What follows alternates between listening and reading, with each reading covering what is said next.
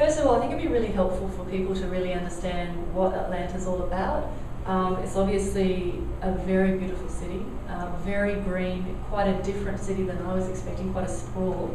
But maybe if you could just give a bit of an overview of the history and what's happening economically and what the future holds. Sure. Well, Atlanta is, by most stretches, considered the heart of the South. If you know the geography of the United States, we've got home to a lot of corporations here, headquarters here in Atlanta. UPS is located here. Home Depot is also located here. Hartsfield International, which is the busiest airport in the world, is also located here in Atlanta. The epicenter for the Southeast, and everything kind of comes here as a central hub. In terms of the geography here and what all that we have to offer, most of our clients that are actually from here and that are relocating here, and some of our investors have come here just because Atlanta is a transplant city. It's sort of a hub location for people coming from all over the world, all over the United States. So a lot of people aren't actually from here. It's very diverse in culture and just the demographics as such. What other topics would you like to cover? Yeah, look, I mean, obviously a lot of the US suffered as a result of the global financial crisis.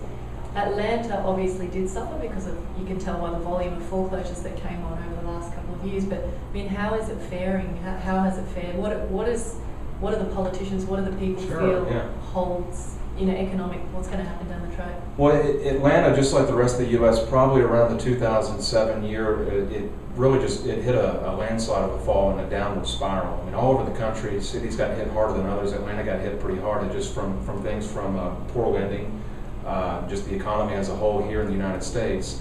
And Atlanta it took just a beating in terms of foreclosed properties.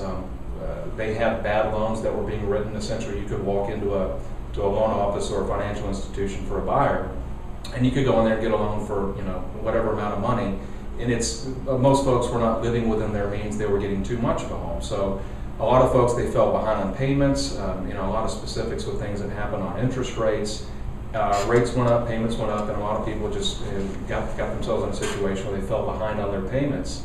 Were no longer able to afford these homes. So over a period of time, the bulk number of all the homeowners that had gotten behind created a cascading effect of foreclosures, and it hasn't stopped since then. And it's gone on an increase all the way to 2011. We've sort of tapered out here in 2012, but the inventory still comes. In terms of real estate, we get those reports and see all of the different waves of foreclosures that are coming in, and my projections and a lot of fellow realtors, along with our associations like the National Association of Realtors, assess this is probably going to continue into the year 2015. Great for investors. I mean, it's an excellent market to invest. Unlike other parts of the country, there are some areas that are stagnant, but the buying hasn't stopped. We've seen inventory actually scale down just as an effect of all the investments that have been coming here. So it's become a very competitive market being here in Atlanta, and it's going to continue. But the housing crisis that started, it's been steady for the last 5 years, and it has no signs of letting up in the near future.